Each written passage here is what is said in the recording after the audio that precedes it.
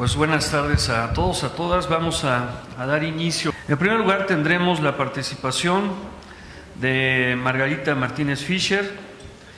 Ella es licenciada en Ciencias Políticas y Administración Pública por la Iberoamericana y maestra en Planeación y Políticas Metropolitanas por la Universidad Autónoma Metropolitana Azcapotzalco. Actualmente estudia el doctorado en Sociología en la línea de investigación Sociedad y Territorio con el tema Efectos de las redes virtuales de acción colectiva en la gestión de proyectos urbanos del centro y poniente de la zona metropolitana del Valle de México. Cuenta con 17 años de experiencia en trabajo político, gubernamental y campañas electorales, desarrollo en relaciones públicas, relaciones con el sector no gubernamental, comunicación política, capacitación, planeación, gestión de gobierno y atención ciudadana. Actualmente Margarita es diputada local y presidenta de la Comisión de Desarrollo e Infraestructura Urbana en la Asamblea Legislativa del Distrito Federal. Por favor, Margarita, tiene hasta 20 minutos con su participación.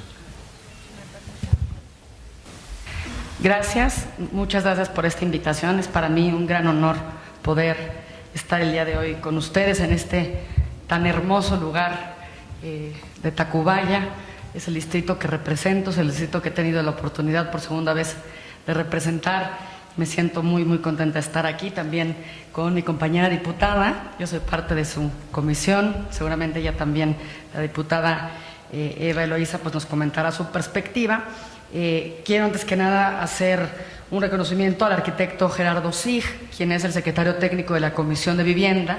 Él es quien hace prácticamente esta ponencia. Yo no quiero que nunca en la vida digan que yo me plagio nada, pero sí lo digo con toda honestidad, quien hace esta ponencia que hoy yo comparto con ustedes y en donde yo también haré planteamientos propios, pero finalmente pues él es el experto en esta materia.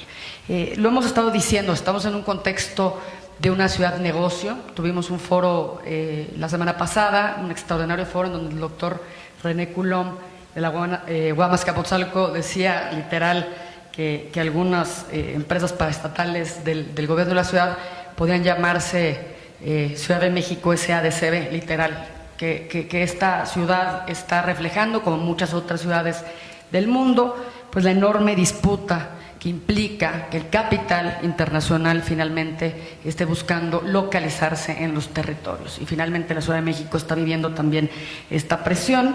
El doctor Coulomb, siempre lo cito finalmente porque para mí es un referente fundamental, nos habla de cómo se están dando dos procesos, el del urbanismo concesionario, el que estamos viendo ahora en plena disputa en la avenida Chapultepec. Si ustedes... todos decimos muchas cosas de avenida Chapultepec, pero ahora que uno entra a la página del INAH nos sale un letrero amarillo que dice muy claramente que este corredor no tiene permiso por parte de esta institución. Entonces es como si cuando llegamos a la discusión técnica, la discusión de las concesiones legal, la última palabra finalmente la tiene quien cuida el patrimonio de nuestro país. En este contexto de escasez de recursos, de disputa de la ciudad, en este contexto finalmente en el que el urbanismo de proyecto pues finalmente va marcando la pauta de cómo pensamos las ciudades, es fundamental la discusión sobre el patrimonio. Me parece que otro elemento fundamental es que en este contexto vamos abandonando la idea de que es posible una planeación de la ciudad desde un punto de vista integral, desde un punto de vista de largo plazo. Yo estudié la maestría en planeación y bueno, de las cosas que nos cuestionábamos era si efectivamente era posible todavía planear la ciudad. Tengo la perspectiva de que finalmente hay un intencional abandono de esta función primordial del Estado, que es la planeación urbana, y esto, por supuesto, en el contexto de la protección y conservación del patrimonio es muy importante. Voy a comentar 5 elementos de esta ponencia. En primera instancia hablaré una introducción muy breve. Ustedes son expertos en esta materia, sobre pues el interés por el estudio y la conservación del patrimonio. Sabemos que partimos de la base que se refiere a todos aquellos bienes que conforman el legado histórico de un sitio, una ciudad o una nación, y que estos bienes pueden ser muebles o inmuebles. Suceden finalmente también a esta clasificación inicial también su carácter histórico y artístico, y que de estos dos tipos se puede decir que el histórico es el más objetivo. Los sociólogos, los que estamos en ciencias sociales, sabemos que tenemos que decir muy claramente cómo operan nuestras categorías y conceptos. Históricamente, bueno, pues se refiere a un año, específicamente a una etapa, a una época, y que finalmente la categoría artística es más difícil de valorar e incluso de defender. Sin embargo, la normativa federal obliga continuamente a establecer esta discusión. Sabemos que la ley federal desvincula uno de otro concepto. Sabemos que un elemento fundamental en la discusión es que las categorías están continuamente ampliándose. Eso lo sabemos quienes también estamos en la discusión desde la sociología, de tal manera que también, obviamente, pues avanzamos hacia las categorías de patrimonio tangible, material, intangible, inmaterial, y bueno, pues con la complejidad que esto también implica en términos ya de cuando tenemos que normarlo, cuando tenemos que establecer cómo se debe defender desde el punto de vista legal. La noción de monumento, por otro lado, también su estudio, clasificación, el interés por su conservación se ha ido desarrollando durante siglos, partiendo de la reliquia, el coleccionismo, que fueron, pues digamos, las actividades que sentaron las bases sobre las que surgieron diversas disciplinas y que se han ampliado de la mano de la evolución del pensamiento humano. En todo caso, lo que vale la pena notar es que el interés y, por tanto, la legislación en materia de patrimonio urbano es relativamente reciente y no necesariamente ha logrado desprenderse del todo de una concepción antigua del patrimonio y de la necesidad de conservarlo. En esta evolución ustedes saben mejor que nadie que pues finalmente los estudios del siglo XVIII en Europa fueron fundamentales, que finalmente hemos llegado bueno, pues a diferentes denominaciones y determinaciones. Implica una discusión muy importante. A partir de la arqueología podemos decir que empieza o inicia el futuro de la conservación del patrimonio edificado. En las diversas cartas internacionales de restauración se acentúa esta visión que desafortunadamente implica una conservación contemplativa y no necesariamente de valor de los elementos. Sin embargo, en la evolución de la teoría sobre este tema, diversos paradigmas se han planteado, es lo que hoy finalmente encuentro en la discusión, incluso por supuesto el día de hoy, hasta el punto que hoy en día la conservación del patrimonio debe asumir su responsabilidad con la sociedad y con el medio ambiente.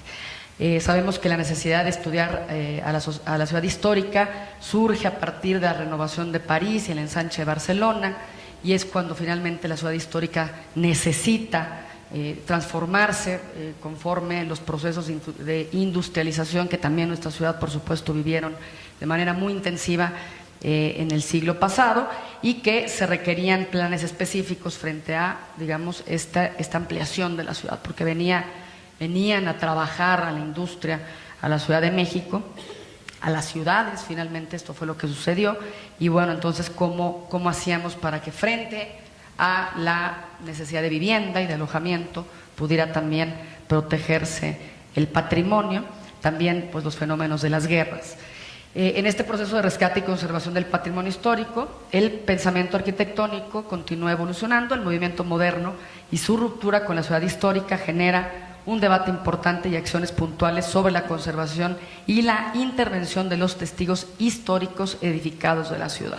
Las cartas, los instrumentos internacionales que son fundamentales, desde los cuales podemos deducir que la intervención sobre el patrimonio urbanístico debe considerar todos los factores que han incidido en él, para comprender mejor su estructura y, en este sentido, diseñar estrategias de actuación más próximas a cada caso de estudio, que eviten reconstrucciones equívocas de la ciudad histórica que le ha llevado siglos formarse y que continúa transformándose.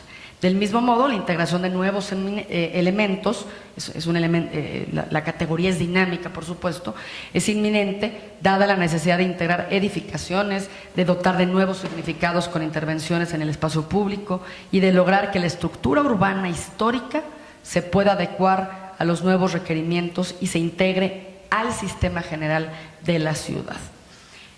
Sabemos que evoluciona la categoría, las rutas culturales, los itinerarios, los sitios asociativos, los lugares conmemorativos para la antropología, que finalmente yo he tenido la oportunidad de acercarme desde la antropología a la experiencia, a la mentalidad del patrimonio.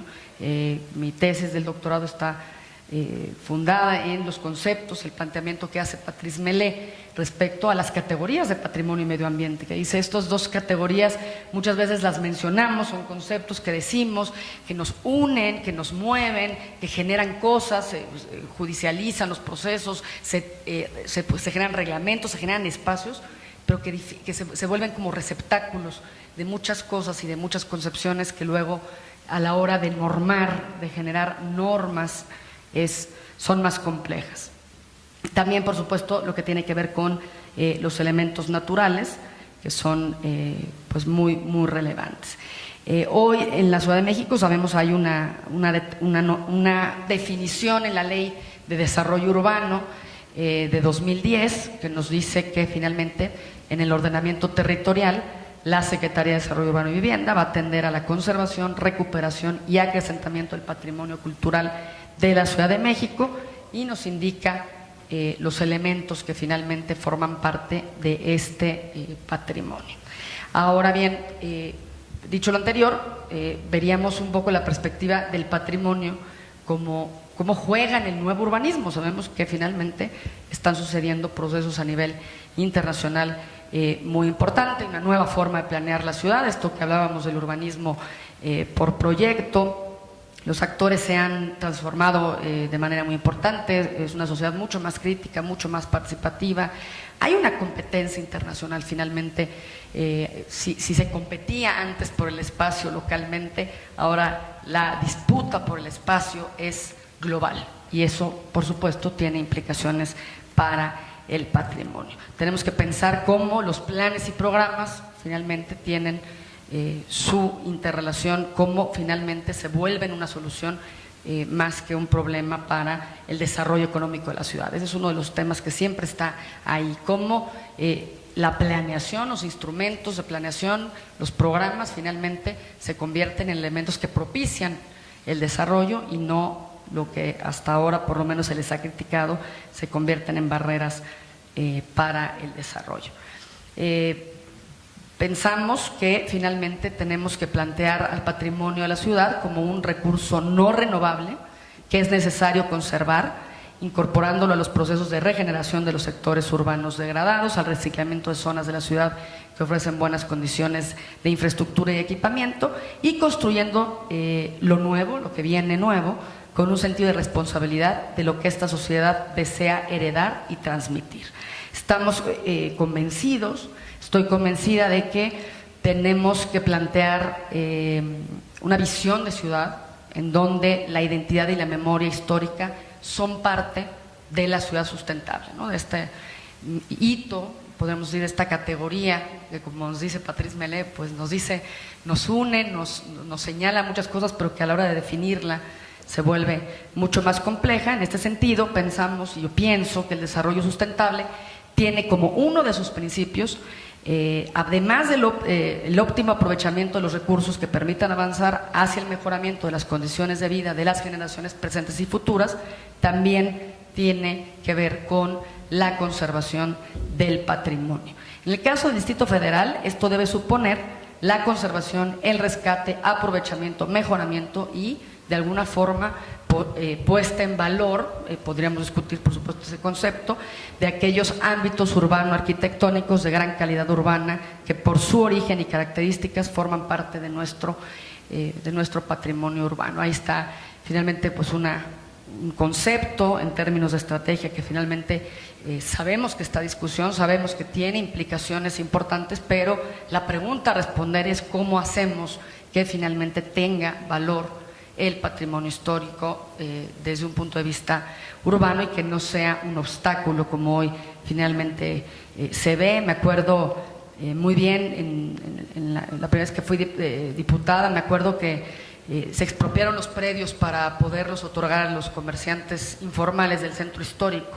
Me acuerdo muy bien del caso de Regina 97, seguramente muchos de ustedes lo recuerdan, lo platicamos, como al mismo tiempo que finalmente estaba platicando el gobierno de la ciudad con el INAH para ver cómo podía integrarse la visión, digamos, de esta necesidad de reubicar el comercio informal con la protección de ese patrimonio de Regina 97. Al mismo tiempo, el mismo gobierno de la Ciudad de México había entrado con la máquina a demoler completamente la edificación. Hoy, después de muchos años, sabemos que se ganó el amparo por parte del propietario, pero que realmente no hubo consecuencias a esta acción que sucedió. ¿Cómo hacemos que, frente a las otras políticas y objetivos del gobierno, podemos armonizar también el valor del patrimonio? Pensamos que tenemos que plantear dos estrategias básicas. Una es diseñar un marco normativo sólido que permita clarificar y homologar conceptos y términos.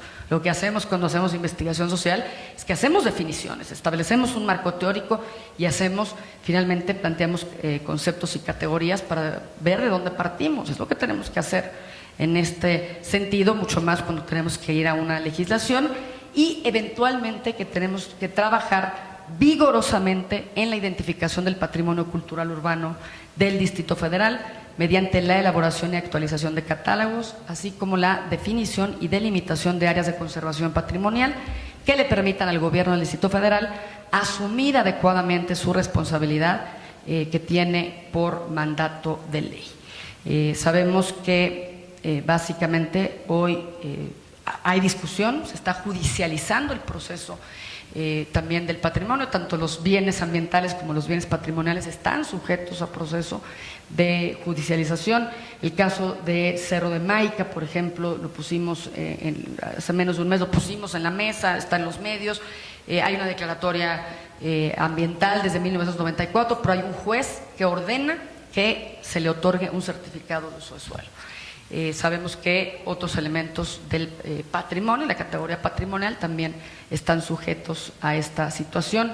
Un caso interesante me parece el del edificio, el de la edificación vecina a la Embajada de Canadá.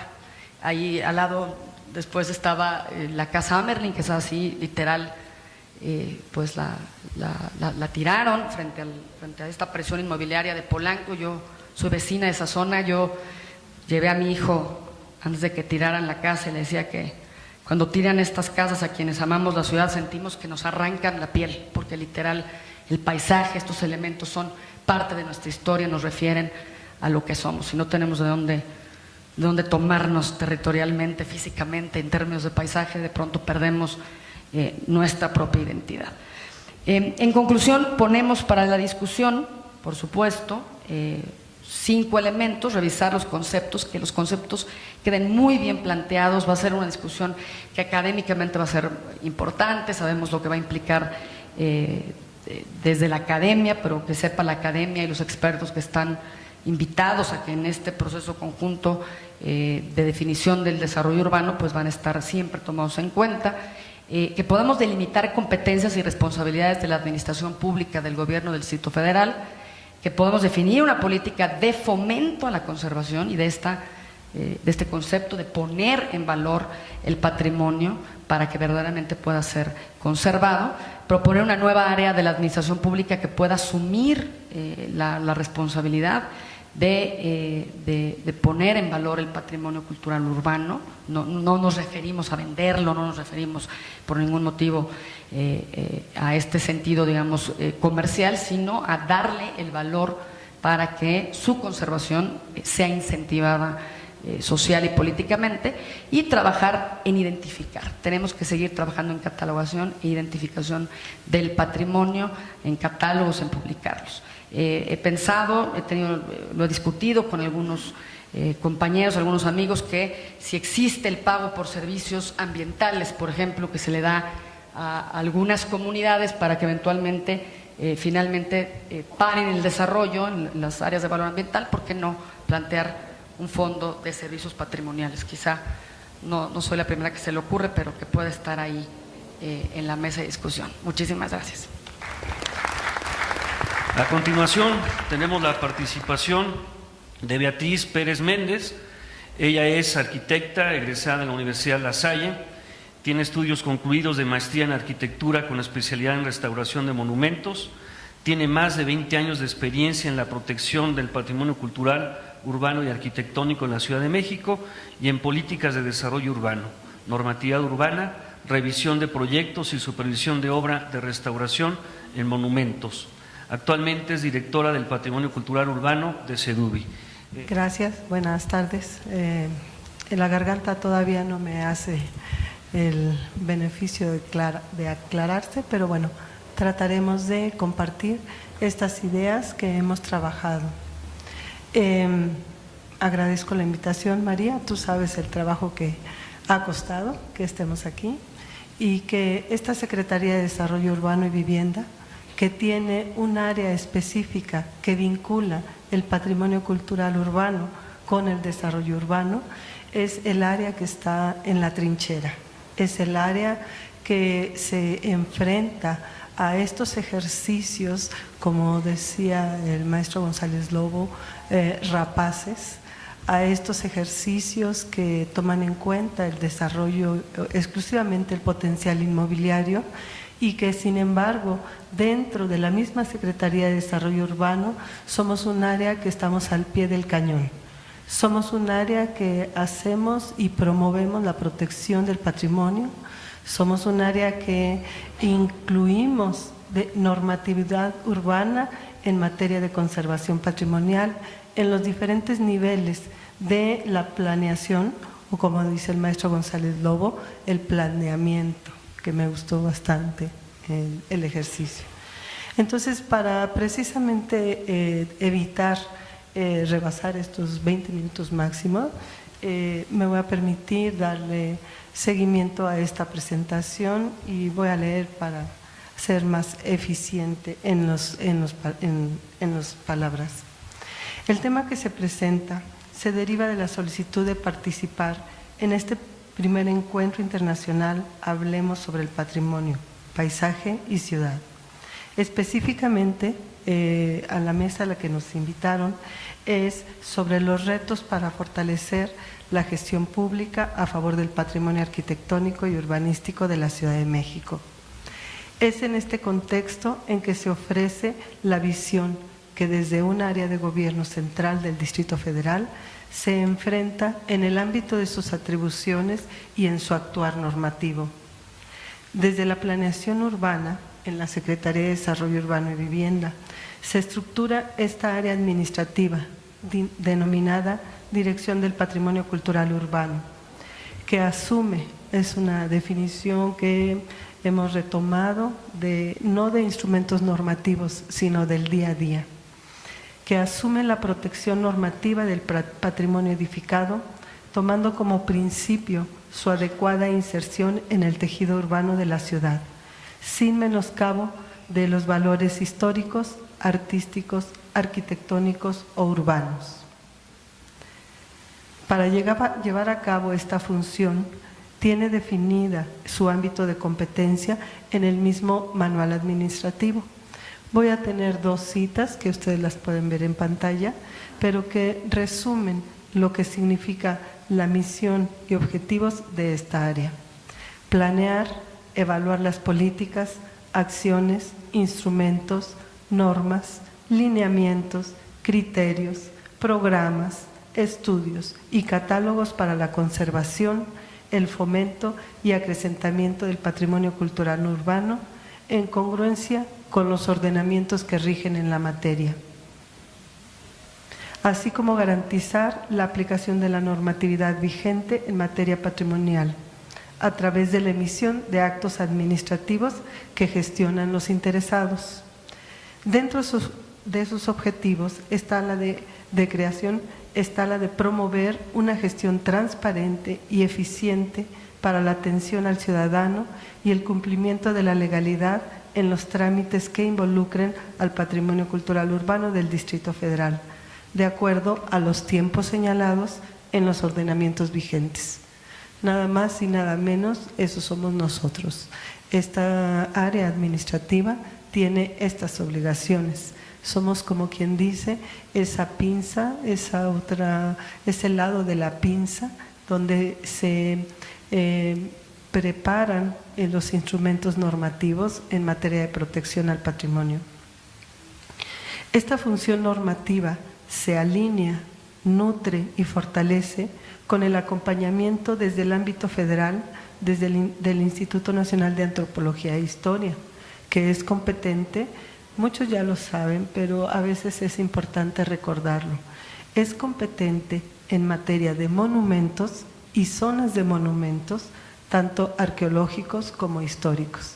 Debe ser muy claro que este ordenamiento solamente aplica a lo que es considerado monumento, que es vía a través de una declaratoria o por determinación de la misma ley. El otro acompañamiento que tenemos es con el INBA, que su materia es la de inferir en monumentos y zonas de monumentos artísticos. Todo este acompañamiento lo tenemos atendiendo tanto los alcances y definiciones que la misma ley federal nos está mandatando en materia de monumentos y zonas arqueológicos, artísticos e históricos. Con este breve esbozo de los interlocutores, porque al final de cuentas somos estos los interlocutores en esta materia, participamos activamente en la aplicación normativa para la protección, conservación y enriquecimiento del patrimonio cultural urbano. Desde la dirección que represento se detectan los siguientes retos, que es el motivo de esta plática, que al ser enunciativos y no limitativos, consideramos que dan la pauta y abren el marco de análisis de la gestión. Son estos retos los que están en la pantalla. Lo que es relación interinstitucional, lo que debe ser, coincido, una solidez normativa, lo que debe ser una fortaleza institucional, difusión de información, transparencia de la gestión y la vinculación entre patrimonio y desarrollo urbano. Para nosotros estos son los retos y que de alguna u otra manera los estamos enfrentando. La relación interinstitucional.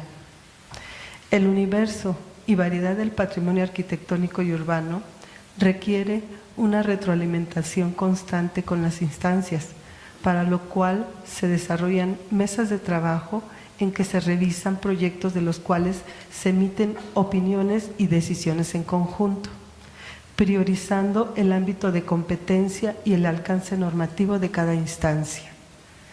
Esto no significa, porque nos los han preguntado mucho, que se emita una sola aprobación a un proyecto.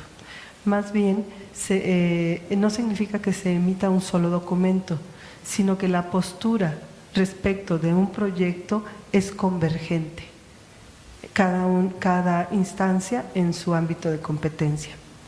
Con esta vinculación que se tiene con el INE y con el INBA, se actualiza la información de inmuebles de valor, misma que se incorpora a los actos administrativos del gobierno local. Se participa activamente orientando tanto al público en general como a instancias de gobierno respecto de trámites que se generan y en lo particular, que es un tema muy importante, se informa a instancias de gobierno delegacional y central respecto de intervenciones o actos no autorizados o aprobados. Nuestro reto en este rubro es sumar.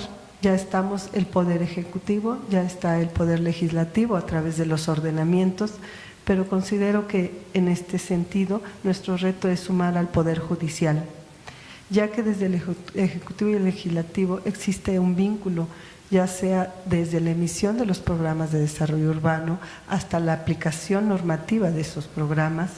Sin embargo, ha quedado muy faltante, tiene poca fortaleza la relación con el Poder Judicial.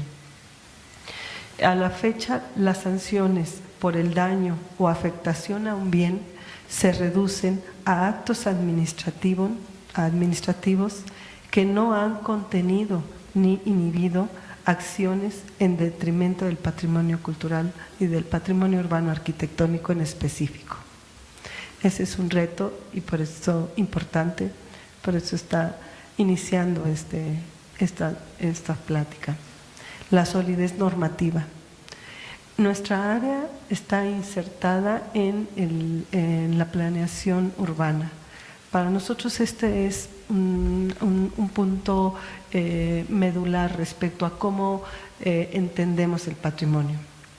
En este punto considero tenemos un avance sustancial y nuestro máximo reto, ya que al incorporar la protección del patrimonio a los ordenamientos en materia de desarrollo urbano, es como podemos generar normas que promuevan su protección y sustentabilidad a la vez. Actualmente, como se ha mencionado aquí, el Programa General de Desarrollo Urbano para el Distrito Federal está en proceso de elaboración y de construcción. Creo que es muy importante que cada uno de nosotros podamos participar desde nuestra trinchera, tengan la seguridad que en este programa general existe un capítulo que tiene que ver con el patrimonio cultural urbano. Este programa general, el programa vigente, solamente delimita los tejidos urbanos sujetos a normas específicas que reconocen la existencia de valores urbanos conocidos. Estas poligonales son conocidas como áreas de conservación patrimonial. Estamos estudiando con bastante profundidad una recomendación del arquitecto Cid con relación a que si deban ser nombradas áreas de conservación. A lo mejor un mejor término podría ser áreas con potencial patrimonial, para que se entienda que el patrimonio no es un freno, que el patrimonio debe de potenciar el desarrollo urbano. En los programas delegacionales, que es el otro nivel de competencia y de práctica normativa, se retoma la existencia de estas áreas de conservación patrimonial y se enlistan los bienes inmuebles y algunos elementos aislados que conforman el patrimonio arquitectónico, que en el momento de su publicación se consideraron de valor histórico, de valor artístico o de valor patrimonial. En ese sentido es donde hemos entendido que estos programas de desarrollo a veces se quedan cortos en el tiempo. Tenemos programas delegacionales de 1997 que obviamente su concepción con relación al patrimonio ha variado mucho. Tenemos programas delegacionales del 2005 que en su momento, y no es justificación, no estaba mencionado el predio que ocupaba la 8ª delegación. Estos programas delegacionales se requieren actualizar para que en ese sentido tengamos la claridad respecto de qué es el patrimonio que inciden en estas delegaciones. Estos listados que aparecen en los programas delegacionales conforman el catálogo de inmuebles afectos al patrimonio cultural urbano y los cuales les aplican lineamientos técnicos específicos.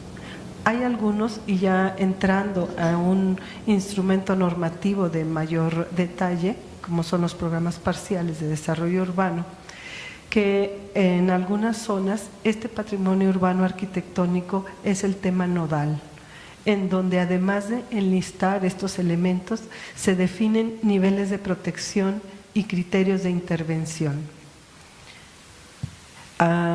Como ejemplo de estos programas parciales que inciden directamente en el patrimonio, tenemos el de la Colonia Hipódromo, el del Centro Histórico, el de Santa María la Ribera. Son programas parciales que son ejercicios interesantes de cómo se puede enfrentar el patrimonio o no enfrentarlo, cómo debe actuar el patrimonio y el desarrollo urbano, entendiéndose como una mancuerna, no como un enfrentamiento. Los programas de desarrollo urbano no son el único instrumento de planeamiento. Existen otros que son los que se están valorando y que seguramente han escuchado, como son los sistemas de actuación por cooperación, como son las áreas con potencial estratégico, como son otros sistemas como el de transferencia de potencialidades de desarrollo urbano, que son instrumentos que será interesante revisar su alcance y contenido. Para nosotros, el de la vinculación de la normatividad urbana en materia de protección al patrimonio, es el gran reto. El que a través de los ordenamientos de planeación en los que se incorpora la participación ciudadana y que se legitima con la participación del órgano legislativo, se mantenga presente la importancia del patrimonio urbano arquitectónico del Distrito Federal. Es en este momento en que se definen las políticas públicas a corto, mediano y largo plazo. Otro de los retos que nosotros estamos enfrentando es la fortaleza institucional.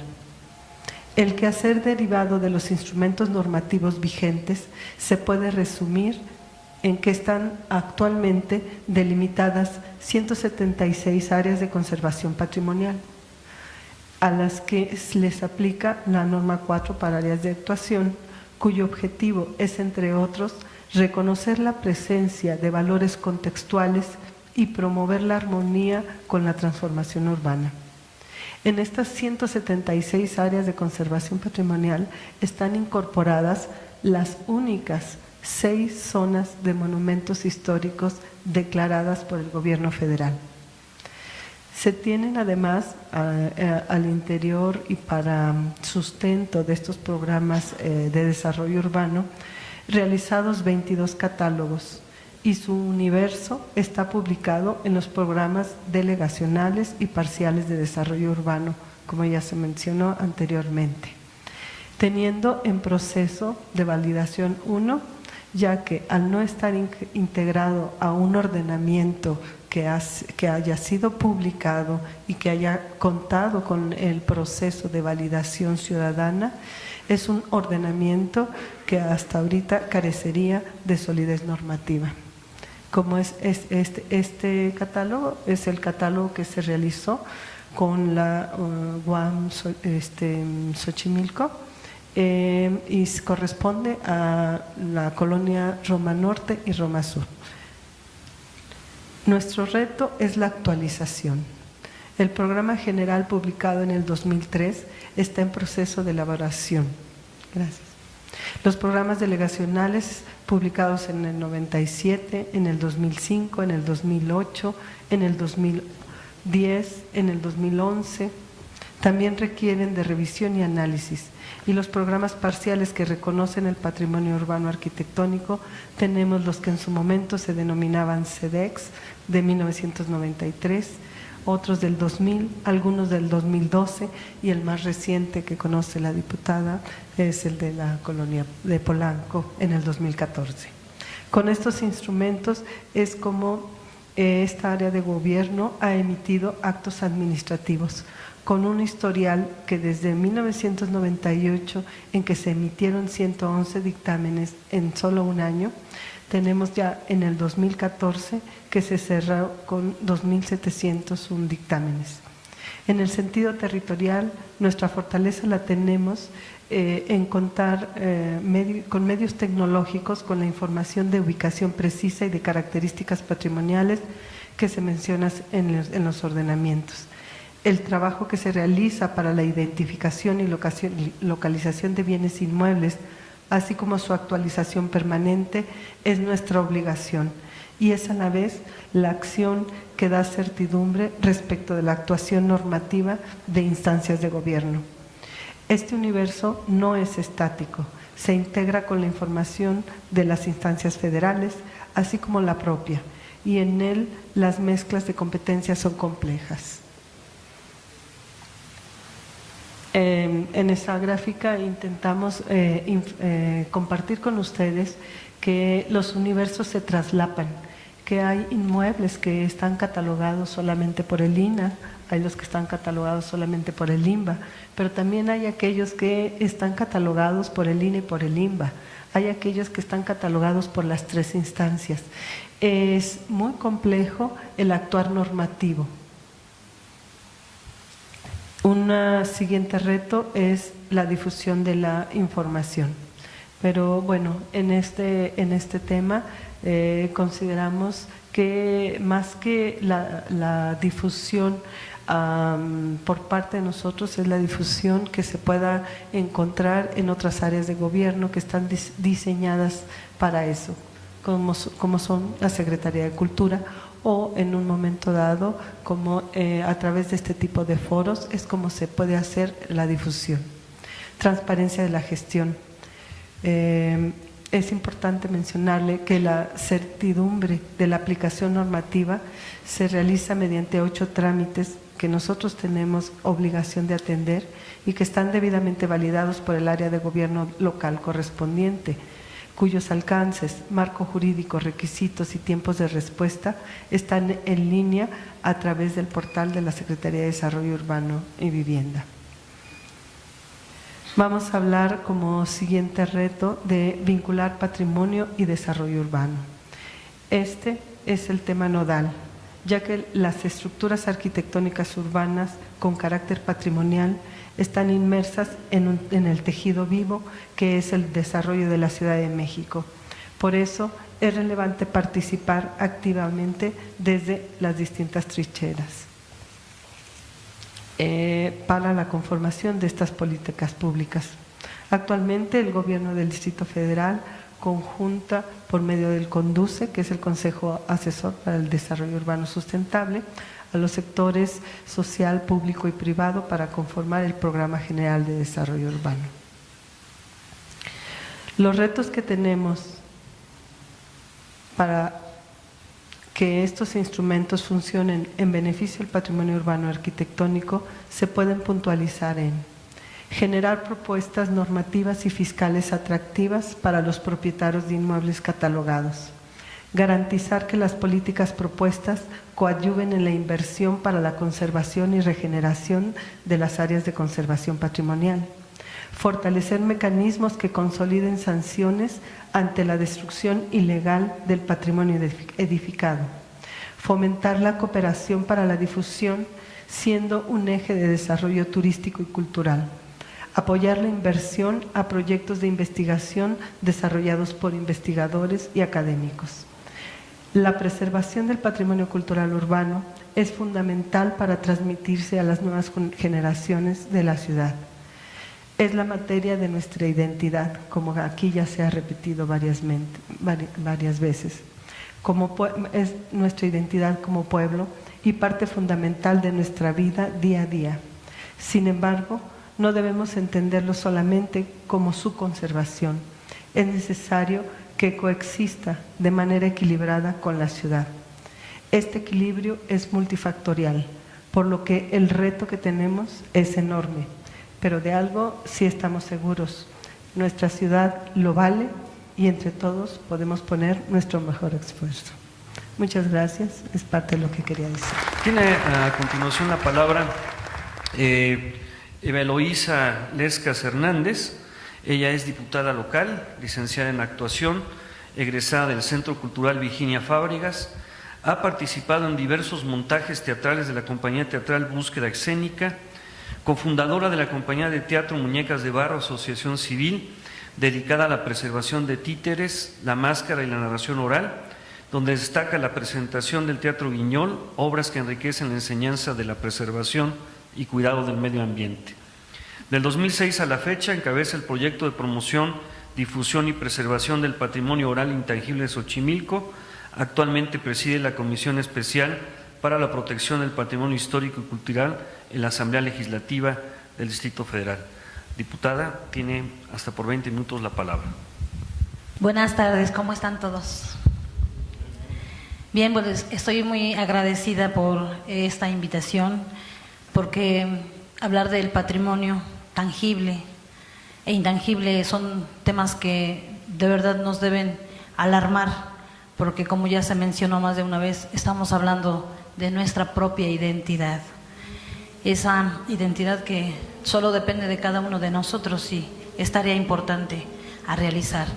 Es por ello que hoy quiero mencionar un poco y brevemente acerca de cómo la legislación ha actuado a favor del patrimonio a través de la historia de nuestro país. Tenemos en 1914 la primera ley que es erogada, es una ley de conservación de monumentos históricos y artísticos y bellezas naturales. Ya desde 1914 nuestros mexicanos de ese tiempo ya estaban ocupados por la naturaleza, por la conservación de los monumentos históricos y naturales. En 1916 también se crea otra ley que refuerza, al ver el impacto que tiene la ley anterior, refuerza el compromiso y el seguimiento para la ejecución de las mismas leyes. Esto se realiza en 1916 y es una ley sobre conservación de monumentos, edificios, templos y objetos históricos o artísticos.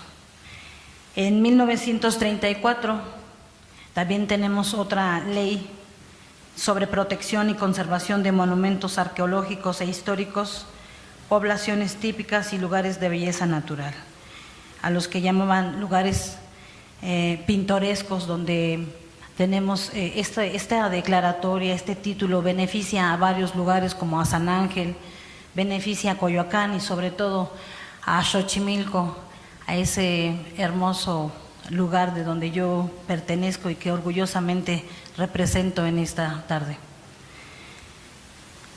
En 1970 también se crea otra ley, que es la Ley Federal del Patrimonio Cultural de la Nación. Esta ley va a fortalecer, va a dar pie para una nueva ley que se va a crear en 1972. Esta ley, donde México firma durante la Asamblea General de la UNESCO la Convención sobre Protección del Patrimonio Mundial, Cultural y Natural.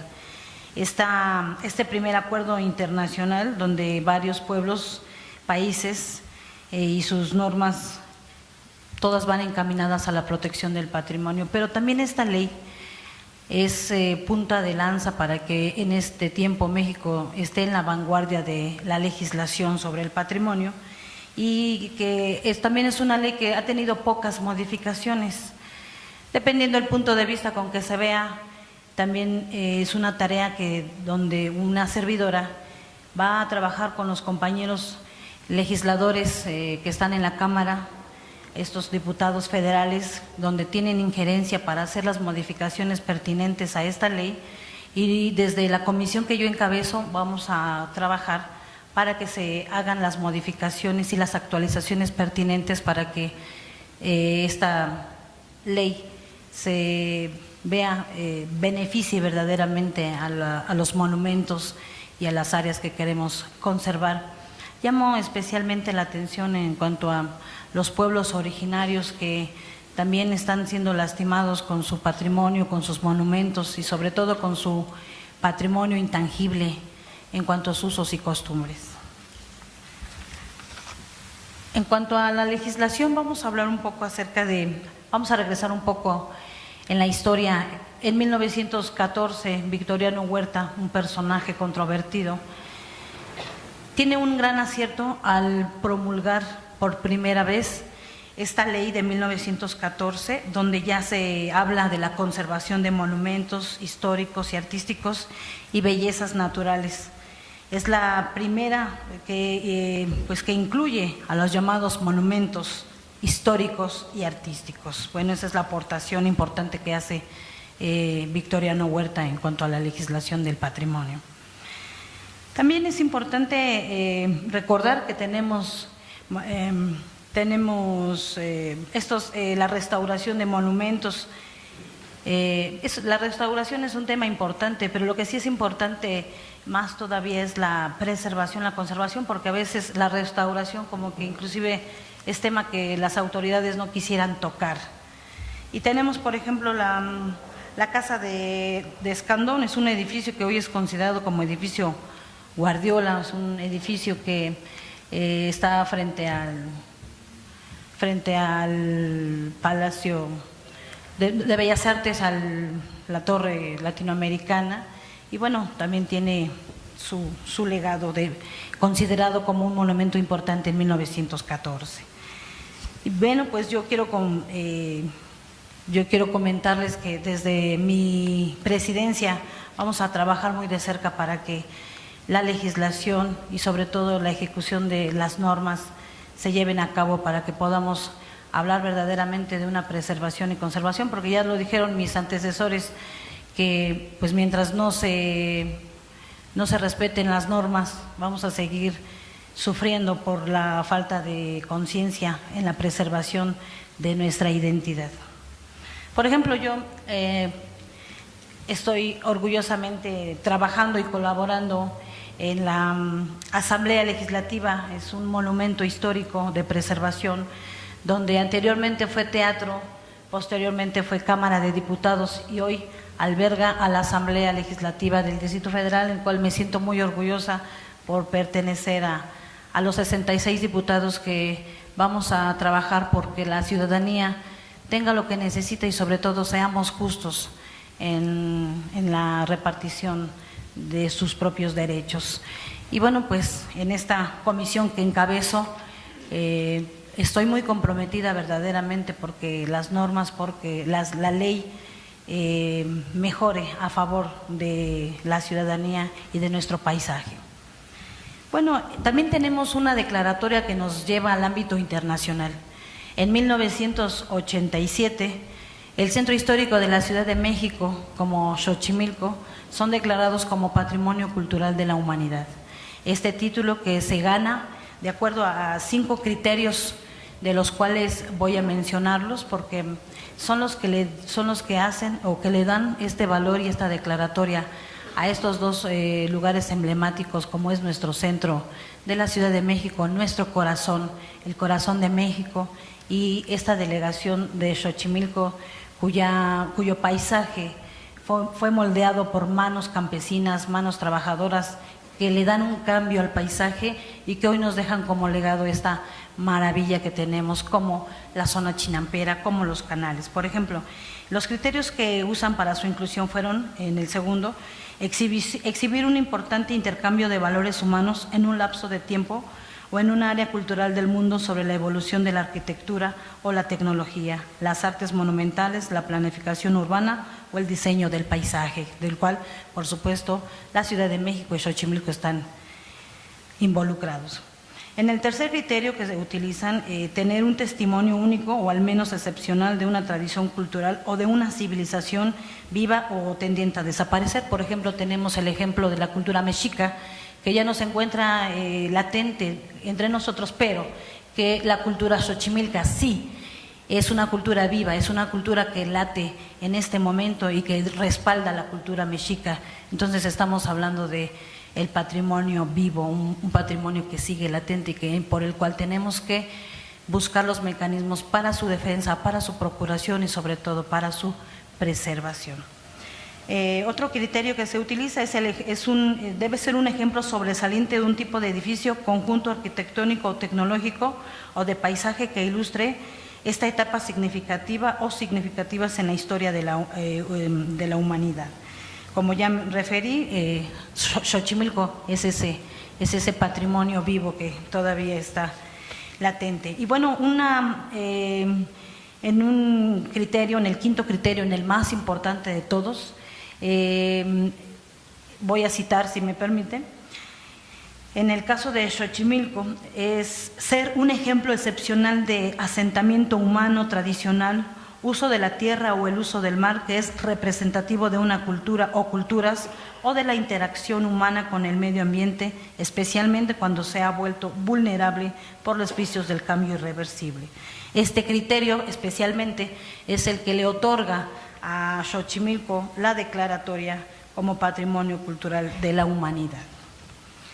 En cuanto a temas de legislación, sí quiero hacer un énfasis importante en la Ley de Salvaguarda del Patrimonio Urbanístico Arquitectónico del Distrito Federal. Esta ley se promueve en el 2000, pero tiene algunas modificaciones, no todas, que involucran a los pueblos originarios. Estos pueblos originarios que, como ya mencioné anteriormente, son los más vulnerables y se nos olvida que gracias a los pueblos originarios hoy somos lo que somos. En cuanto a la necesidad de generar un reglamento a esta Ley de Salvaguarda del Patrimonio Urbanístico Arquitectónico del Distrito Federal, creemos que esta ley pues conoce y reconoce a los canales como patrimonio, como monumentos abiertos, espacios abiertos monumentales por sus características, y consideran a los canales como una obra hidráulica para conducir aguas de regadío o para el transporte de personas, que es lo que sucede actualmente en Xochimilco. A eso me refiero, que es una cultura viva. Las chinampas, como un sistema de terrenos artificiales de origen y tradición mesoamericano en la Cuenca de México y separados entre sí por canales de agua.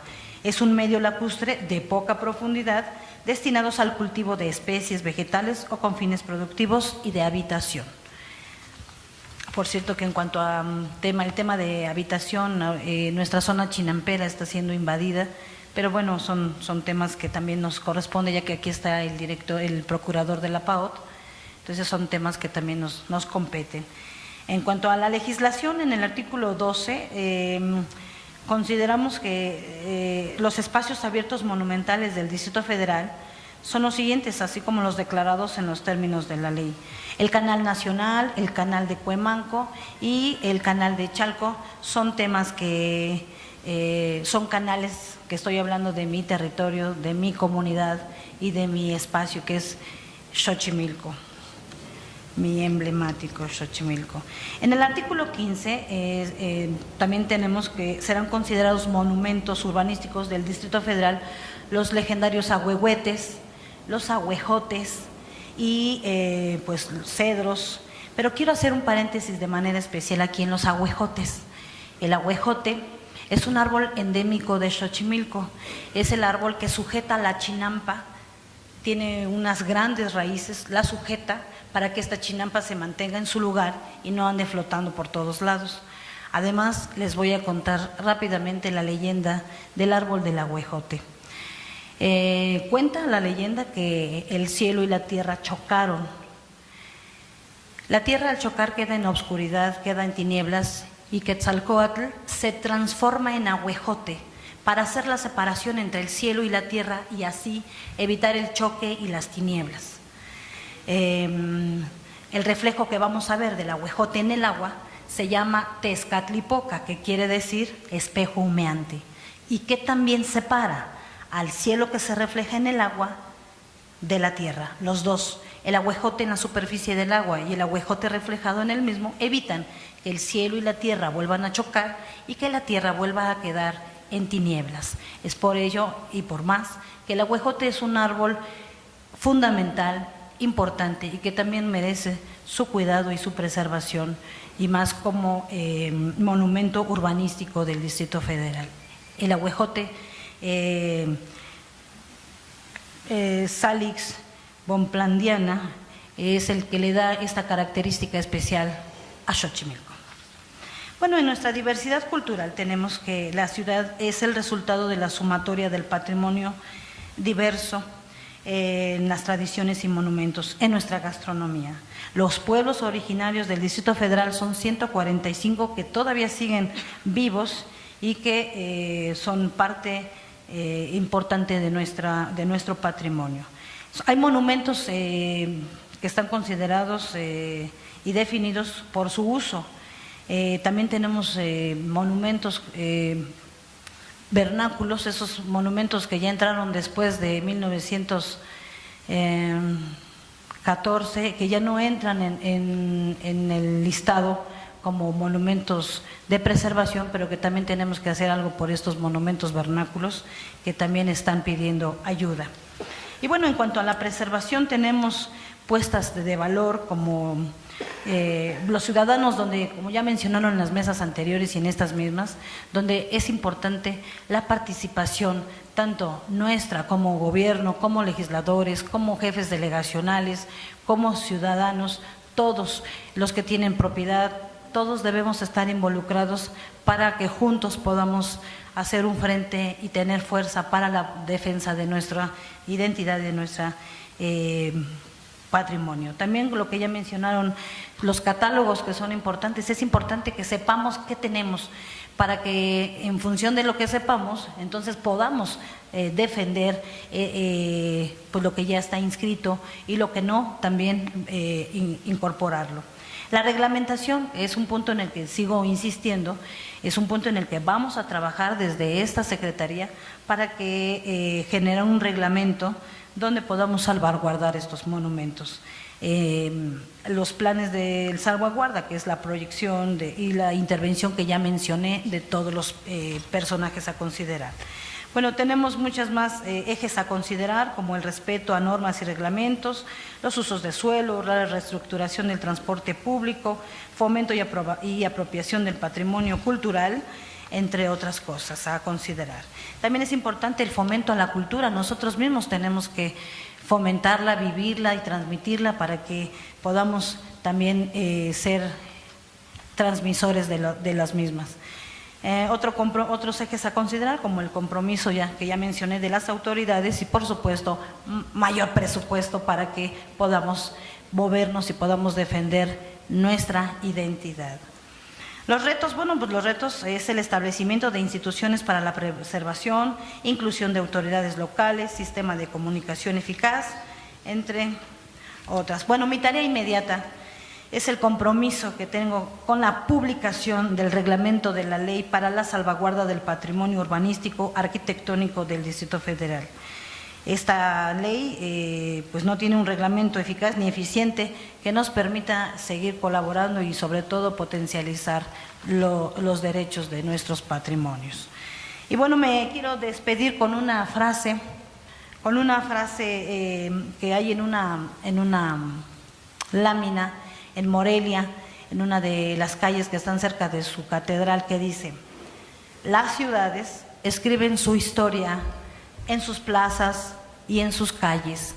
Si nosotros queremos seguir haciendo historia, tenemos que seguir contribuyendo, preservando nuestras plazuelas, nuestras plazas, nuestras calles, nuestro patrimonio y sobre todo es nuestro deber transmitir a las generales con respeto, con amor, con cariño y sobre todo con ejemplo este legado que en algún momento estarán en sus manos y que es nuestra responsabilidad dejárselas en mejores condiciones, porque al final de cuentas nuestro patrimonio habla de la huella que el hombre ha dejado en esta tierra.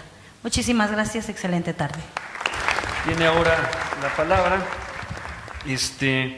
Elena Gutiérrez Medina, en representación de la Dirección de Arquitectura del INBA. Ella es maestra en arquitectura con especialidad en restauración de monumentos por la Escuela Nacional de Conservación, Restauración y Museografía Manuel del Castillo Negrete.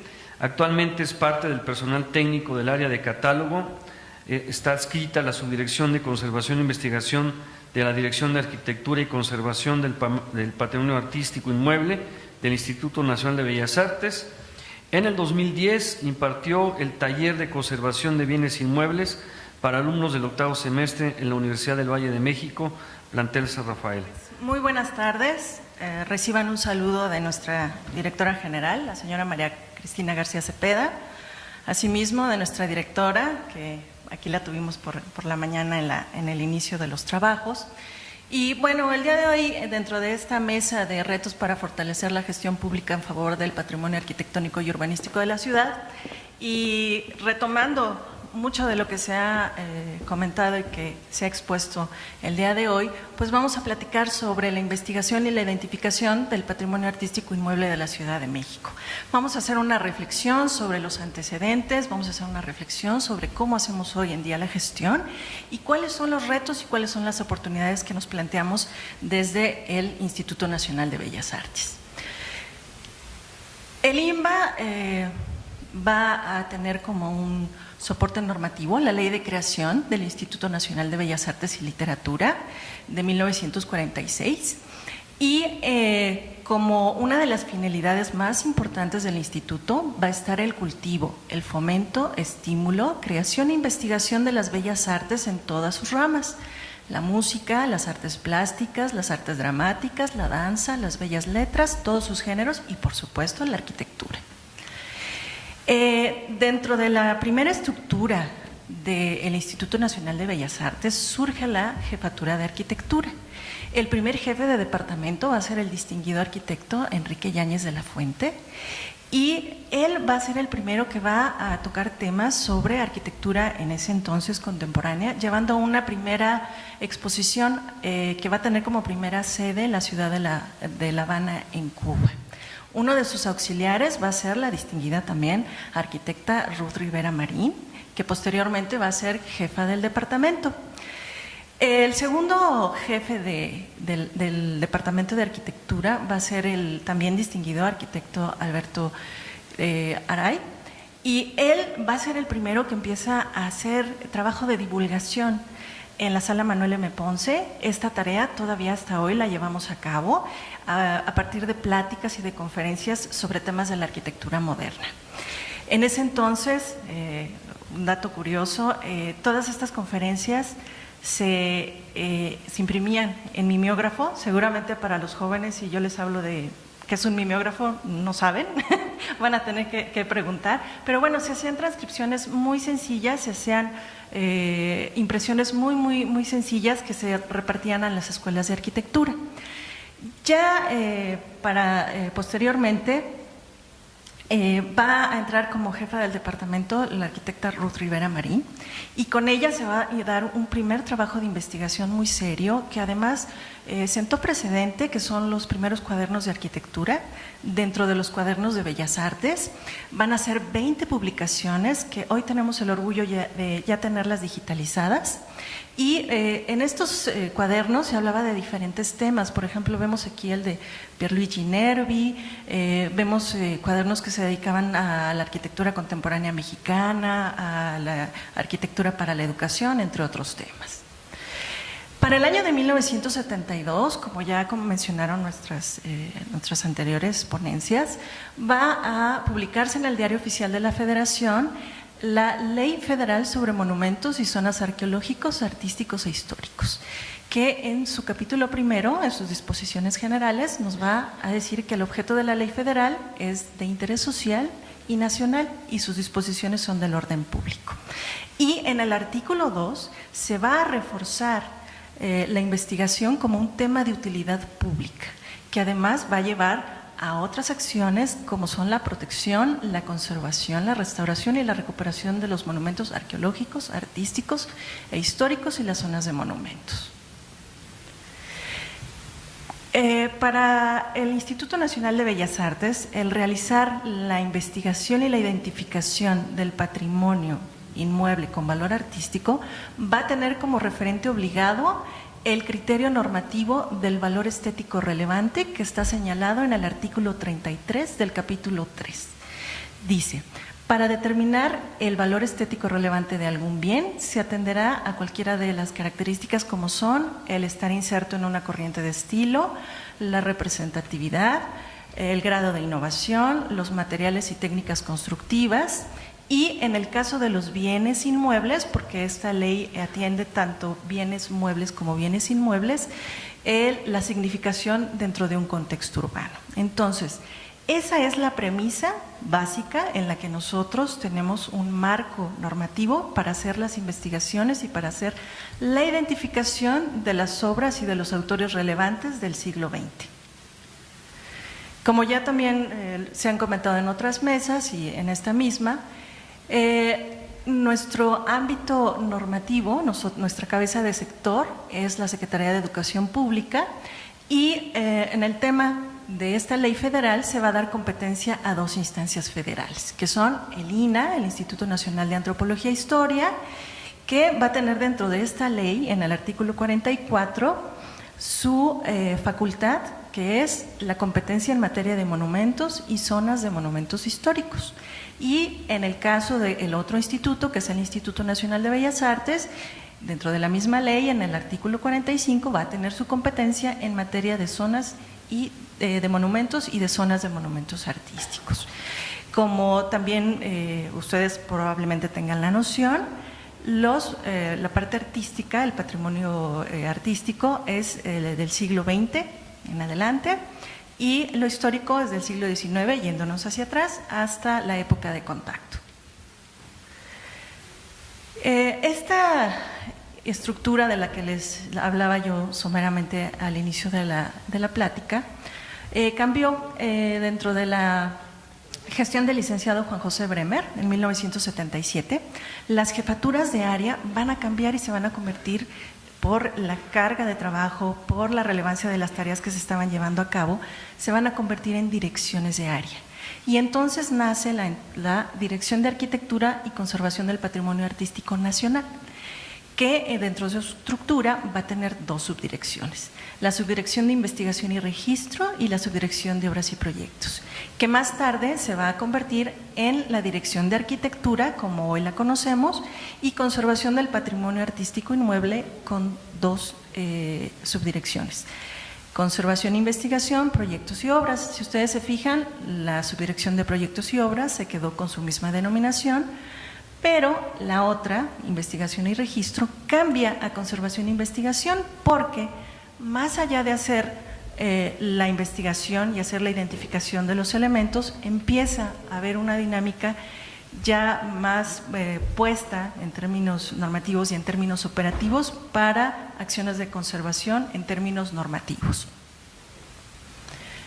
Cabe señalar que para la construcción de este modelo de identificación, que además es un modelo que viene desde la administración pública, el instituto también siempre tuvo en cuenta o tuvo a la vista lo que señalan, de acuerdo al artículo 19 de la ley, supletoriamente los tratados internacionales. Por ejemplo, también ya lo mencionaban hace rato, por ejemplo, la Carta de París. La Carta de París, en su artículo 4, señala: cada uno de los estados parte, como ustedes saben, México es un estado parte. En la presente convención se reconoce que tenemos la obligación de identificar, proteger, conservar. Entonces, ahí también está señalado y está contemplado el tema de la identificación del patrimonio. ¿Cómo se empezó a trabajar con estos temas de investigación e identificación? Bueno, pues primeramente para delimitar polígonos de estudio. Todo lo que se trabajó en un principio fueron polígonos de trabajo que estaban regidos más que nada por dos vertientes. Una, por un criterio histórico. Se empezaron a estudiar aquellas zonas o aquellos polígonos del crecimiento urbano del siglo XX, desde el centro histórico hasta, por ejemplo, la colonia Guerrero, la colonia Santa María la Ribera, la Juárez, etcétera. Y el otro criterio para los primeros polígonos de estudio fueron las zonas de monumentos históricos. En 1980 coincide con la Declaratoria de Monumentos Históricos de la Ciudad de México, que lo estamos viendo aquí en la gráfica, y después con otras zonas de monumentos, mayormente son del 86, y finalmente la de Coyoacán, que es de 1990. Entonces, ya después de empezar a trabajar con estas zonas que son propias del crecimiento urbano histórico de la Ciudad de México, se empezaron a trabajar con polígonos, que esto sería ya un criterio más normativo. Esta es nuestra primera ficha. La primera ficha que tuvo la Dirección de Arquitectura y Conservación del Patrimonio Artístico Nacional era una ficha que todavía tenía muchos criterios sacados de las cartas internacionales, etcétera. Y en ese momento se hace un primer levantamiento de imágenes. Hemos detectado imágenes, ahora que se ha estado trabajando con estos acervos para hacer la actualización, hemos encontrado imágenes de 1975, de 1980, son las primeras. Y lo que están ustedes viendo ahí es un contacto. En aquel momento, la misma fotografía, el rollo, se iba imprimiendo y íbamos obteniendo estas imágenes de los inmuebles. Y ahora estamos ante uno de los retos, que es el poder hacer una conservación de este material, porque además ya se convirtió en un referente. Todas estas fotografías ya tienen más de 25, 30, 35, 40 años y ya por sí mismas son un acervo histórico para nosotros de carácter importante, porque además nos dan señas y nos dan pautas de cómo estaban los edificios, cuál era su estado de conservación, incluso de cómo era la ciudad, sus colindantes, etcétera. Aquí tenemos otros ejemplos de la colonia Santa María la Ribera. Y bueno, para nosotros va a haber un parteaguas en estos ejercicios de identificación, que va a ser el sismo de 1985. Tuvimos que detener los trabajos por algunos años, que posteriormente se retomaron, y después del sismo del 85 se tiene que un poco reiniciar todos estos trabajos por las obvias razones de tener que volver a hacer levantamientos y tener que volver a tomar criterios para poder identificar estos inmuebles. ¿Cómo trabajamos hoy? ¿Cómo es nuestra gestión el día de hoy? Bueno, el día de hoy nosotros nos regimos a nivel estructural por lo que señala nuestros manuales. Nosotros, para la identificación y la investigación, lo hacemos desde la Subdirección de Conservación e Investigación, que además cabe mencionar, y también lo expreso a modo de divulgación y para que se acerquen a nuestros acervos, tenemos la planoteca. Tenemos una planoteca donde la joya de la corona son todos los planos del Palacio de Bellas Artes, que en algún momento se recuperaron y se restauraron, y que tuvimos el honor de tenerlos expuestos el año pasado con el motivo del 80 aniversario del Palacio de Bellas Artes. Tenemos la fototeca, donde tenemos un acervo importante de imágenes de arquitectura contemporánea, no solamente de México, sino de muchos otros lugares de Latinoamérica y del mundo. Y tenemos nuestra biblioteca, la Biblioteca Carlos Obregón Santa Cilia, que a pesar de que es un acervo de no grandes dimensiones, resulta de mucha utilidad para los especialistas. Y la identificación. Bueno, nosotros nos abocamos a administrar un sistema. Con el paso de los años, las fichas de registro a nivel impreso fueron insuficientes y hoy día tenemos un sistema que nosotros administramos y en el que nosotros vamos integrando la información de los inmuebles que se van identificando y que se van actualizando. Hacemos básicamente 3 periodos de trabajo al año, uno de gabinete, otro de campo y otra vez de gabinete. Nosotros, la identificación es una actividad permanente y tenemos ahora como plataforma informática el Sistema de Catálogo Nacional de Inmuebles con Valor Artístico. Tenemos fichas técnicas que ya están sistematizadas, que ya forman parte de una plataforma, que ya las compila y las contiene de manera ya sistemática y que, bueno, tienen una variedad de información que se ha ido actualizando. Tenemos también fichas de investigación y en el Distrito Federal el día de hoy tenemos identificados 11.866 inmuebles con valor artístico o patrimonio artístico inmueble. El 87% está en lo que sería la ciudad central, en el primer contorno tenemos el 12% y en el resto del Distrito Federal el 1%.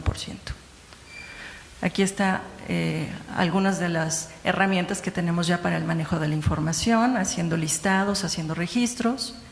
Y bueno, esto es parte de nuestro acervo, que son fotos históricas que también nos han servido para hacer estas investigaciones. Obviamente el trabajo con la arquitectura emblemática, la investigación de autores, la investigación por línea de trabajo, por ejemplo, arquitectura doméstica. Les comento que últimos 3 años hemos hecho investigación de arquitectura religiosa del Distrito Federal y nos hemos encontrado con muchos elementos nuevos. Patrimonio ferrocarrilero, autores relevantes, arquitecturas domésticas, arquitecturas ya a nivel urbano ya más importantes. ¿Y cuáles son para nosotros las oportunidades? Bueno, para nosotros las oportunidades donde detectamos que puede haber un fortalecimiento, pues básicamente es en los procesos de investigación, en el manejo de información a través de su normalización, para su progresión y para su actualización. Otra área en la que nosotros hemos entendido que tenemos que fortalecer es la del intercambio de información con los otros niveles de gobierno, con las instituciones públicas, privadas, académicas y en general con la sociedad civil. En lo exterior, bueno, pues tenemos que reforzar el principio de concurrencia con los otros niveles de gobierno. A nivel interior tenemos que hacer un manejo más profesional de la información a partir de la normalización, a partir de el manejo de procedimientos.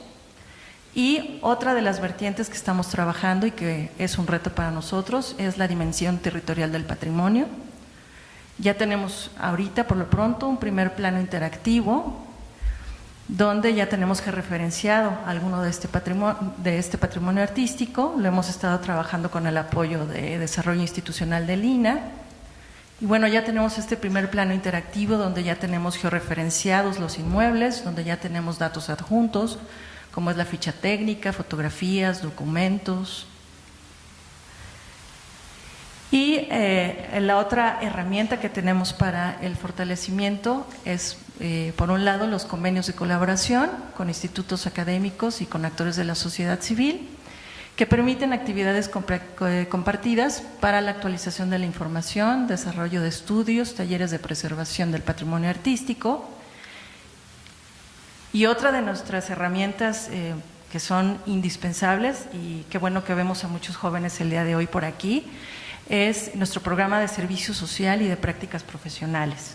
Nosotros estamos haciendo la actualización mediante equipos que estamos preparando, mediante equipos que estamos profesionalizando para hacer levantamiento de imágenes fotográficas actualizadas, para hacer levantamiento de información, para hacer cruces de información con las bases de datos que tenemos de las otras instancias, que son CEDUBI, que es el INAH, y que además son muy útiles porque más allá de que los alumnos en algún momento vayan a trabajar con inmuebles que son patrimonio, o más allá de que vayan a trabajar en una zona con un valor patrimonial o histórico, bueno, finalmente les permite hacerse sensibles a todos los procesos de la ciudad y finalmente les permite hacerse sensibles a este patrimonio compartido que es la ciudad en donde vivimos y la ciudad donde interactuamos.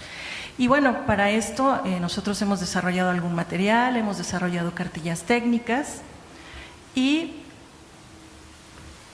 pues hacemos la invitación, ¿no? Desde aquí a todos los jóvenes. Veo que hay mucha gente joven, los invitamos a participar con nosotros en esta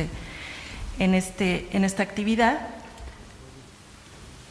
Y bueno, creo que con esta plática pues cerramos muchas cosas que se vieron en las mesas de manera operativa. Esto es como nosotros lo hacemos de manera operativa, es una semblanza o muy somero de cómo trabajamos, pero bueno, sobre todo en esta inquietud que surgió sobre la identificación y la actualización, sí cabe mencionarse que bueno, sí es una actividad sustantiva, es una actividad que forma parte del programa operativo del instituto y que siempre está en continuo trabajo y que siempre se está como continuo referente para poder realizar actividades de preservación del patrimonio en todos los niveles.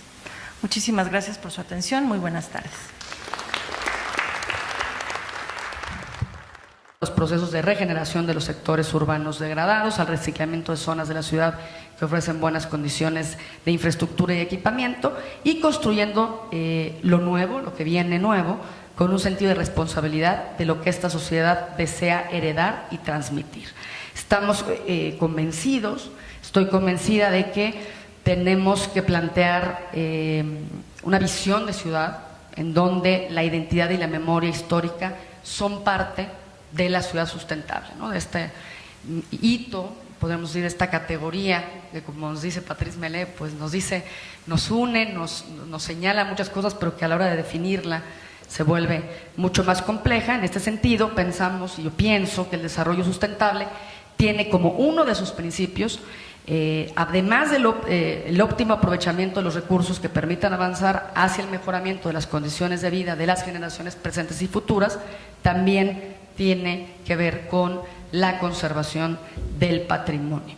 En el caso del Distrito Federal, esto debe suponer la conservación, el rescate, aprovechamiento, mejoramiento y, de alguna forma, puesta en valor, podríamos discutir por supuesto ese concepto, de aquellos ámbitos urbano-arquitectónicos de gran calidad urbana que por su origen y características forman parte de nuestro patrimonio urbano. Ahí está finalmente pues un concepto en términos de estrategia que finalmente sabemos que esta discusión, sabemos que tiene implicaciones importantes, pero la pregunta a responder es cómo hacemos que finalmente tenga valor el patrimonio histórico desde un punto de vista urbano y que no sea un obstáculo como hoy finalmente se ve. Me acuerdo muy bien en la primera vez que fui diputada, me acuerdo que se expropiaron los predios para poderlos otorgar a los comerciantes informales del centro histórico. Me acuerdo muy bien del caso de Regina 97, seguramente muchos de ustedes lo recuerdan, lo platicamos, como al mismo tiempo que finalmente estaba platicando el gobierno de la ciudad con el INAH para ver cómo podía integrarse la visión, digamos, de esta necesidad de reubicar el comercio informal con la protección de ese patrimonio de Regina 97, al mismo tiempo el mismo gobierno de la Ciudad de México había entrado con la máquina a demoler completamente la edificación. Hoy, después de muchos años, sabemos que se ganó el amparo por parte del propietario, pero que realmente no hubo consecuencias a esta acción que sucedió. ¿Cómo hacemos que, frente a las otras políticas y objetivos del gobierno, podemos armonizar también el valor del patrimonio? Pensamos que tenemos que plantear dos estrategias básicas. Una es diseñar un marco normativo sólido que permita clarificar y homologar conceptos y términos. Lo que hacemos cuando hacemos investigación social es que hacemos definiciones, establecemos un marco teórico y finalmente planteamos conceptos y categorías para ver de dónde partimos. Es lo que tenemos que hacer y que continúa transformándose. Del mismo modo, la integración de nuevos elementos, la categoría es dinámica, por supuesto, es inminente, dada la necesidad de integrar edificaciones, de dotar de nuevos significados con intervenciones en el espacio público y de lograr que la estructura urbana histórica se pueda adecuar a los nuevos requerimientos y se integre al sistema general de la ciudad. Sabemos que evoluciona la categoría, las rutas culturales, los itinerarios, los sitios asociativos, los lugares conmemorativos para la antropología, que finalmente yo he tenido la oportunidad de acercarme desde la antropología a la experiencia, a la mentalidad del patrimonio.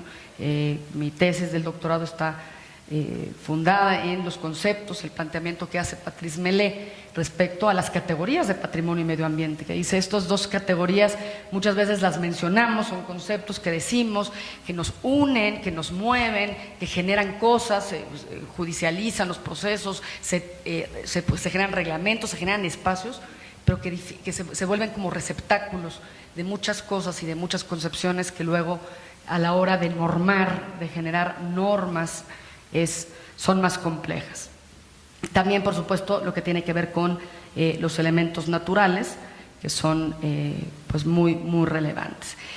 Hoy en la Ciudad de México sabemos hay una definición en la Ley de Desarrollo Urbano de 2010 que nos dice que finalmente en el ordenamiento territorial la Secretaría de Desarrollo Urbano y Vivienda va a atender a la conservación, recuperación y acrecentamiento del patrimonio cultural de la Ciudad de México y nos indica los elementos que finalmente forman parte de este patrimonio. Ahora bien, dicho lo anterior, veríamos un poco la perspectiva del patrimonio cómo juega en el nuevo urbanismo. Sabemos que finalmente están sucediendo procesos a nivel internacional muy importante, una nueva forma de planear la ciudad, esto que hablábamos del urbanismo por proyecto. Los actores se han transformado de manera muy importante, es una sociedad mucho más crítica, mucho más participativa.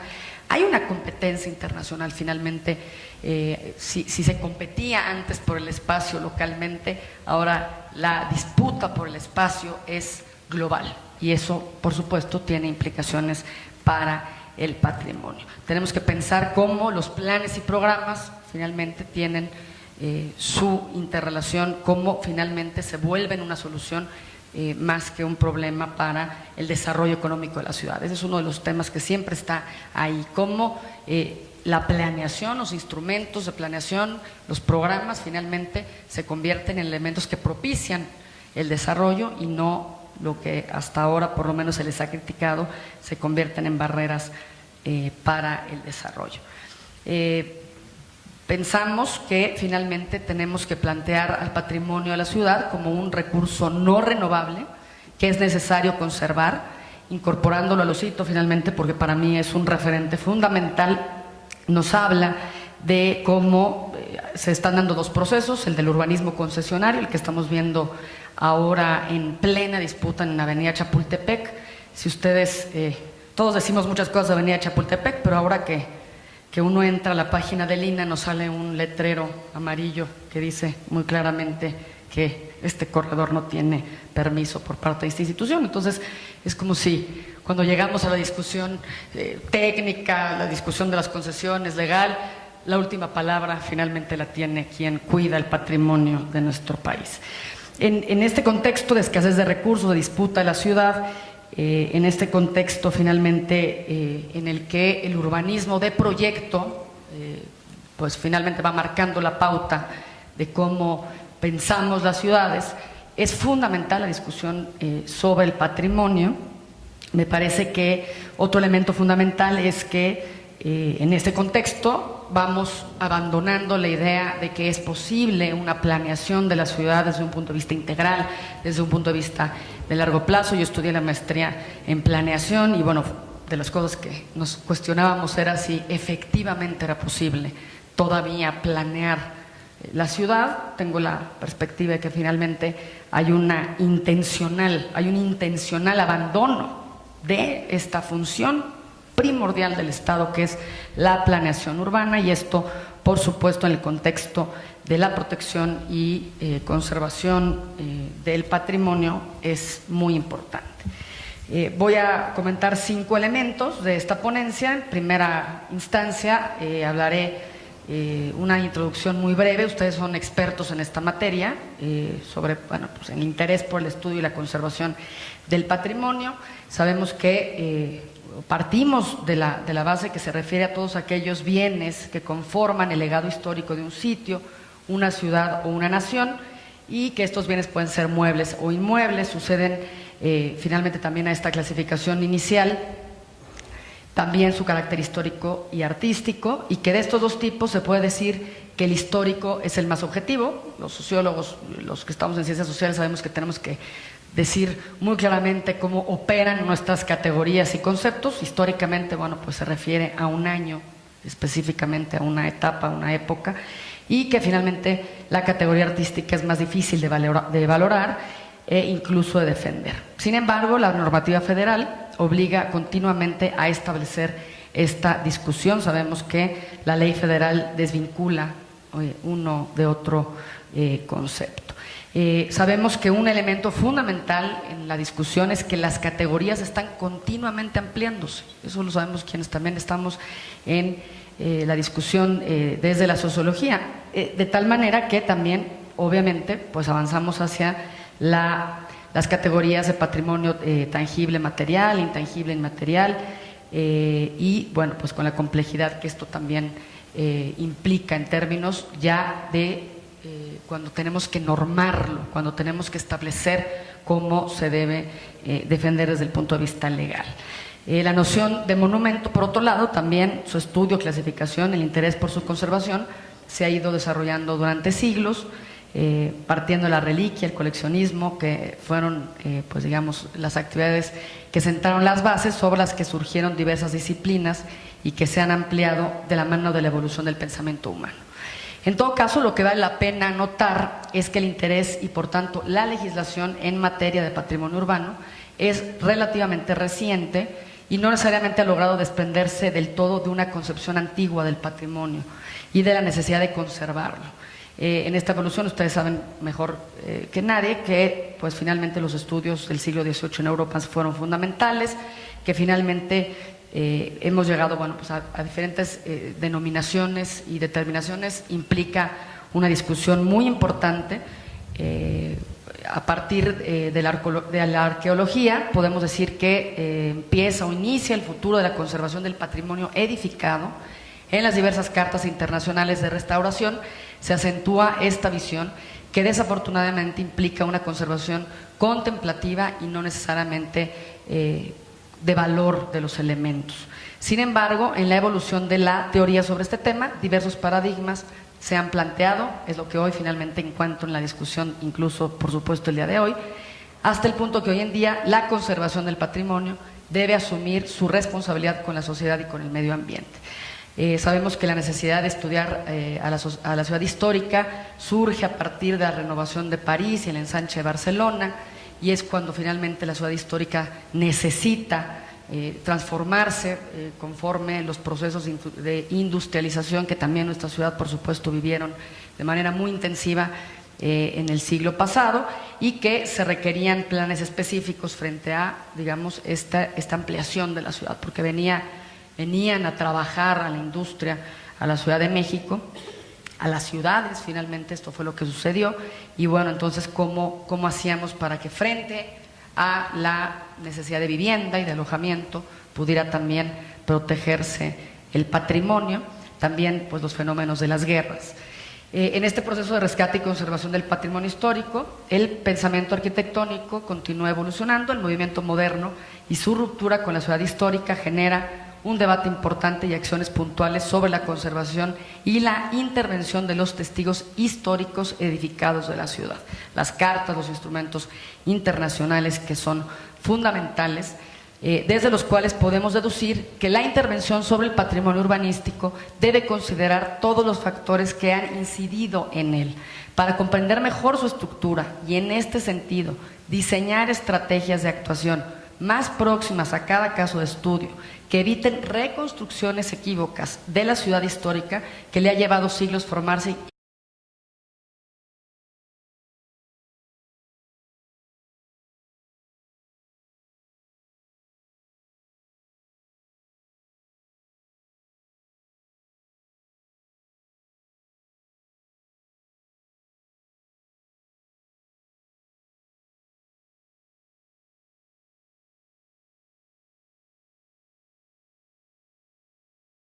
Pues buenas tardes a todos, a todas. Vamos a dar inicio. En primer lugar tendremos la participación de Margarita Martínez Fischer.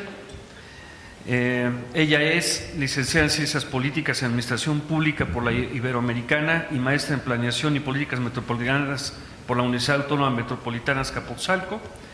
Actualmente estudia el doctorado en Sociología en la línea de investigación Sociedad y Territorio con el tema Efectos de las redes virtuales de acción colectiva en la gestión de proyectos urbanos del centro y poniente de la zona metropolitana del Valle de México.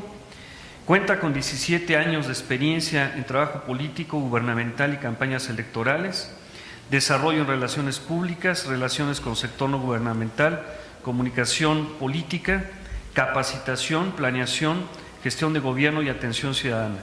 Actualmente Margarita es diputada local y presidenta de la Comisión de Desarrollo e Infraestructura Urbana en la Asamblea Legislativa del Distrito Federal. Por favor, Margarita, tiene hasta 20 minutos con su participación.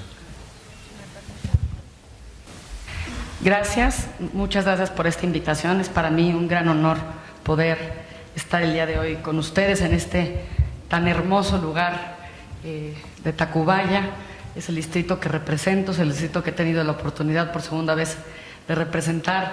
Me siento muy, muy contenta de estar aquí también con mi compañera diputada. Yo soy parte de su comisión, seguramente ella también, la diputada Eva Eloísa, pues nos comentará su perspectiva. Quiero antes que nada hacer un reconocimiento al arquitecto Gerardo Sig, quien es el secretario técnico de la Comisión de Vivienda. Él es quien hace prácticamente esta ponencia. Yo no quiero que nunca en la vida digan que yo me plagio nada, pero sí lo digo con toda honestidad, quien hace esta ponencia que hoy yo comparto con ustedes y en donde yo también haré planteamientos propios, pero finalmente pues él es el experto en esta materia. Lo hemos estado diciendo, estamos en un contexto de una ciudad negocio. Tuvimos un foro la semana pasada, un extraordinario foro en donde el doctor René Coulomb de la UAM Azcapotzalco decía literal que algunas empresas paraestatales del gobierno de la ciudad podían llamarse Ciudad de México SADCB, literal, que esta ciudad está reflejando, como muchas otras ciudades del mundo, pues la enorme disputa que implica que el capital internacional finalmente esté buscando localizarse en los territorios. Y finalmente la Ciudad de México está viviendo también esta presión. El doctor Coulomb siempre lo